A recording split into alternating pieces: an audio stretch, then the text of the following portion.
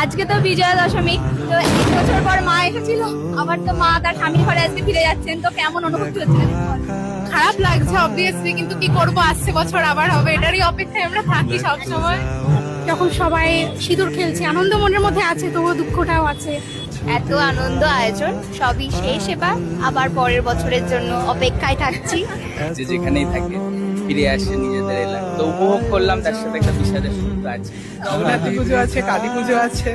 বাঙালি তো সব থেকে এটাই বড় পুজো, আমরা এটার জন্যই তো অপেক্ষা করে থাকি যে একটা বছর পর মা আসবে, আমরা মজা করব, আনন্দ করব। তো সে অপেক্ষা তো চলে আসলো, মা তো চলে আসলো, কিন্তু আবার তিনি চলে যাচ্ছেন। এতদিন তো উমা আমাদের ঘরেই ছিল, এখন এখন সে বাড়ি যাবে, তো অবশ্যই আসলে তো যেতেই হবে। কিন্তু এটা নিয়ে মন খারাপ যেমন আছে, তো এইটা নিয়েও মন খারাপ। আবার কালকে থেকে সব পড়াশোনা শুরু, 1 বছরের অপেক্ষা, আবার আসছে বছর আবার হবে। আসছে বছর আবার হবে। আবার আসছে বছর আবার হবে।